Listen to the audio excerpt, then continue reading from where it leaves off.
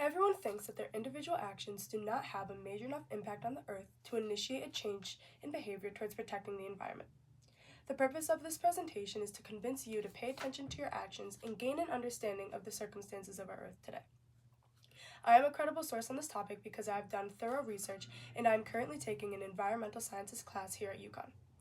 As someone who's probably in the age range of 18 to 22, you should care about this social issue because this is the world that you will live in, raise your kids in, and maybe even your grandchildren. So if you're anything like me, you want the Earth to be as healthy as possible. In this presentation, I will first go over the impacts individuals have on the environment. Then I will go over what human activity has caused, comparing carbon dioxide levels in the past to present. After that, I will inform you of the changes that you can easily make in your daily life to support the environment. And finally, we will go over why it is so important that these changes are made. The amount of resources we are currently using as people in this society is completely unsustainable. At some point, we will run out of oil, water will become scarce, and many more changes will occur. We as individuals do not realize just how much damage we are causing to the environment. Like I said earlier, I am in an environmental sciences class here at UConn, and I was assigned an activity that calculates my estimated carbon footprint, and I was absolutely shocked to see what I found. This was based solely on my weekly consumption. The website is called bbc.com, and one example of the information that they provide for my personal data is that my carbon footprint is equal to driving 672.3 miles in a year. This is way bigger than I could have imagined, and I'm sure that on a more accurate scale, they would be even bigger.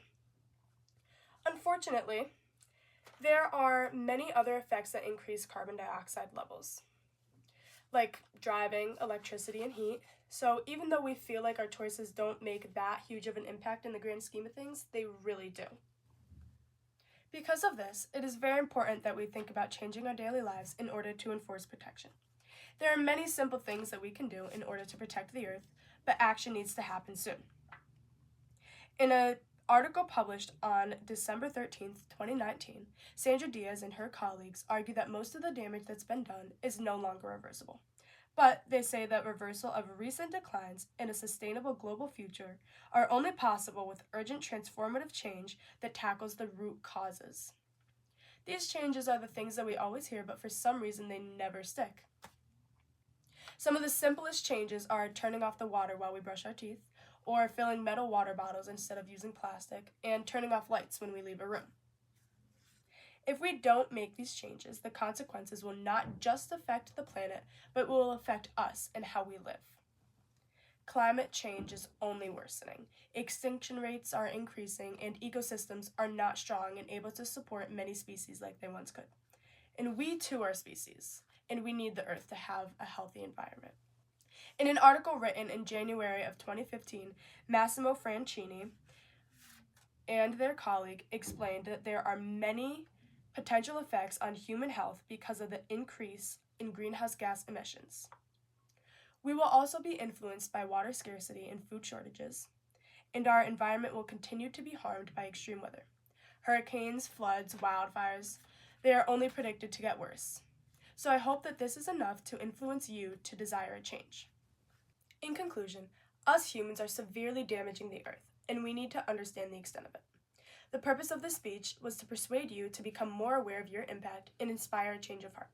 I want you to desire to make some sort of lifestyle change that will be beneficial to the health of the Earth. In this presentation, I went over how human activity is the main cause of damage to the environment, how the Earth has significantly changed already, and that daily life actions do make a difference. And environmental harm affects us as people and all other species. While the Earth does not need us, we do need the Earth.